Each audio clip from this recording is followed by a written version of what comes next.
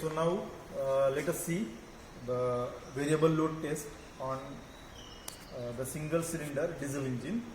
So I am going to explain now the measurement of different parameters for the variation in the load on the diesel engine. Now in our case we are having the single cylinder diesel engine. It is made up of Kirloskar and which is having the capacity of 3.5 kilowatt at 400.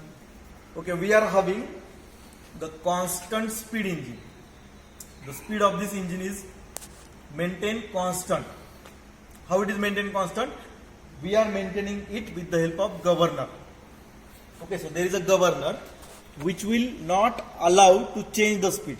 So if you change the load, the fuel supply will be increased by this governor, due to which the speed will be maintained constant. See, automobile engines we can change the speed by changing the fuel supply. Similarly here also that speed will be changed automatically by the governor, and that governor will adjust the speed for 1500 rpm whatever the load may be there. If you increase the load, it will increase the fuel supply and it will maintain the 1500 rpm. When you decrease the load, it will reduce the fuel supply and maintain the speed of that engine at 1500 rpm.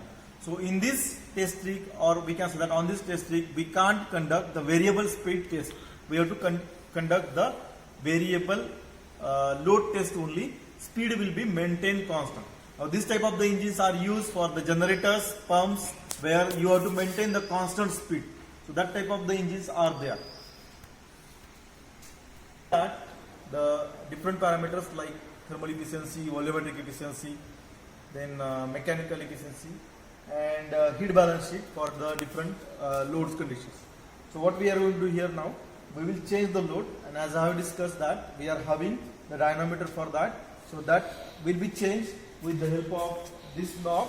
I will change the current in the dynamometer so that we can change the load. So here you will note down the load, and we will measure the fuel flow rate with this burette for certain time.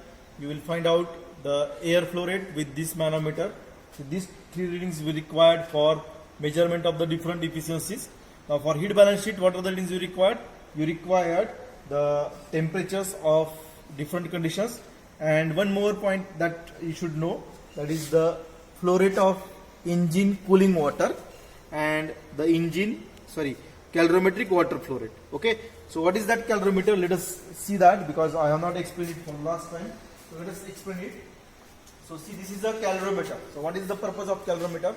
Now in this case you can see that the engine's inlet is this.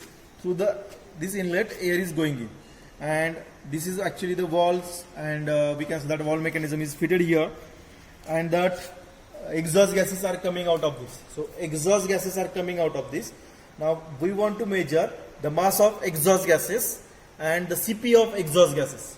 Mass of exhaust gases can be found by the two ways. The one is mass of air plus mass of fuel will gives you the mass of exhaust gases. And but CP, for finding out the exhaust gases CP, it is not possible to find out it. Theoretically it is going to change as the temperature is going to change, as the gas composition is going to change. So that's why we have to use another equipment, and that is called as the calorimeter.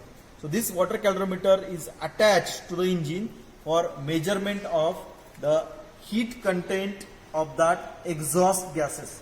Particularly we are going to measure the mg and CPG, that is mg CPG, with the help of exhaust gases with the help of water calorimeter.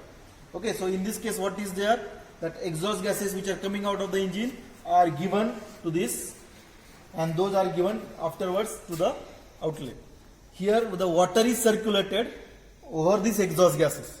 Over these exhaust gases water is circulated.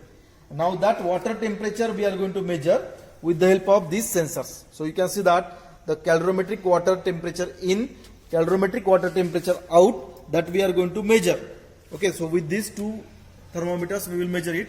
Then exhaust gases temperature we will measure, one here, that is T3 we can call, and here that is T5 and T4, T5 and T6. So this is T6, this is T5 we will measure, and T3 and T4 is here. T3 and T4 is here. So that's why we can measure the different temperatures. We will measure the exhaust gases flow rate. With that we can find out the mg into CPG for this particular experiment. So likewise, if you note down the readings, you can draw the heat balance sheet also. In that heat balance sheet, we will have the 4 factors: the break power, second is the heat loss with the cooling water.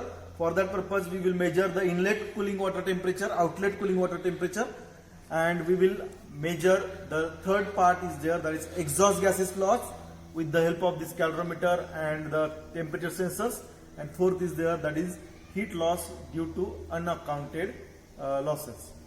So that 4 points we can measure in the heat balance sheet. So this is the experiment that is called as a load test. Okay, thank you.